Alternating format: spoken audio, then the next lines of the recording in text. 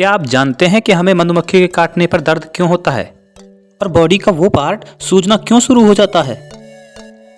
और क्या आप जानते हैं कि हम कैसे पता लगाते हैं कि कौन सा सब्सटेंस ज़्यादा एसिडिक है और कौन सा सब्सटेंस कम एसिडिक है? तो दोस्तों, ऐसे ही कुछ और सवालों के जवाब हम इस लेक्चर में जानेंगे। तो आइए शुरू करते हैं।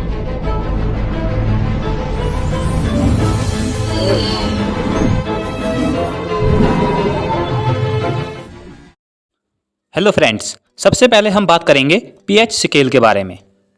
हमें जब भी ये टेस्ट करना होता है कि कोई सब्सटेंस कितना एसिडिक है और कितना बेसिक है, यानी कि हमें एसिड या बेस कितना स्ट्रॉन्ग है, ये टेस्ट करना होता है, तब हम पीएच स्केल का यूज करते हैं। पीएच स्केल हमारे किसी भी सॉल्यूशन में हाइड्रोजन आयंस की प्रेजेंटेशन को चेक करता है। कोई भी acidic solution H+ ions show करता है और कोई भी बेसिक सॉल्यूशन हमेशा OH- आयंस शो करता है। पीएच स्केल पर 0 से 14 तक की मार्किंग होती है। 0 to 7 इंडिकेट करता है एसिडिक मीडियम को। जितना हमारा पीएच वैल्यू कम होगी उतना ही हमारा सब्सटेंस ज़्यादा एसिडिक होगा। 7 वैल्यू इंडिकेट करता है न्यूट्रल सब्सटेंस को और 7 to 14 बेसिक मीडियम को। जितनी हमारी पीएच वैल्यू ज़्यादा होगी उतना ही हमारा सब्सटेंस ज़्यादा बेसिक होगा। I hope it's clear. अब बात करते हैं पीएच के कुछ यूजेस के बारे में। जब रेन वाटर यानी बारिश के पानी का पीएच मान 5.6 से कम होने लगता है तब हम उसे एसिड रेन कहते हैं, और जब हमारे मुंह का पीएच मान 5.5 से कम होने लगता है तब टूथ डीके स्टार्ट हो जाता है। इट्स वेरी सरप्राइजिंग कि हमारे स्टोमक के अंदर भी HCl एसिड प्रोड्यूस होता है। अगर ये ज़्यादा मात्रा में प्रोड्यूस हो जाए तब हमें एसिडिटी हो जाती है। इसे रिलैक्स करने के लिए हम एंटी एसिड्स यूज करते हैं। और दोस्तों, जब कोई मधुमक्खी हमें काटती है तब हमें बहुत पेन होता है, क्योंकि वो मधुमक्खी हमारी बॉडी के अंदर मीथेनोइक एसिड इंजेक्ट कर देती है, जिसकी वजह से हमारा वो बॉडी पार्ट सूजना शुरू हो जाता है।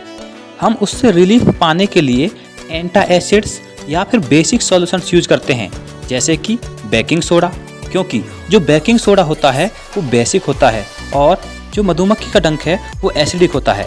वो दोनों न्यूट्रलाइज हो जाएंगे और हमें दर्द नहीं होगा। I hope it's clear.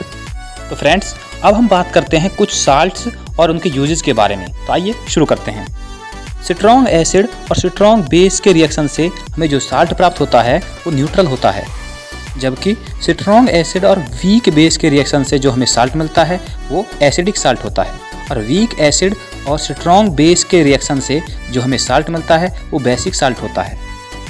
तो दोस्तों, न्यूट्रलाइजेशन रिएक्शन में जो हमने हाइड्रोक्लोरिक एसिड और सोडियम हाइड्रोक्साइड से NaCl साल्ट फॉर्म किया था उसको हम कॉमन साल्ट भी कहते हैं, और जनरली हम उसको अपने घर में खाना बनाने में यूज करते हैं। सरप्राइजिंगली उसके बहुत सारे यूजेस हैं। हम उससे baking soda, washing soda, bleaching powder, sodium hydroxide form कर सकते हैं। आइए देखते हैं कैसे।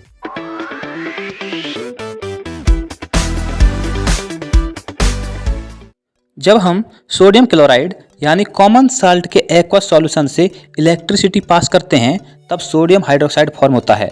इस प्रोसेस को हम क्लोर अल्कली प्रोसेस भी कहते हैं।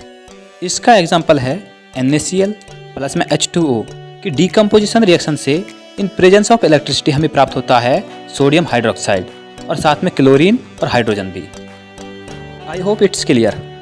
ब्लीचिंग पाउडर जो है वो सिलिकॉन लाइम और क्लोरीन की रिएक्शन से फॉर्म होता है।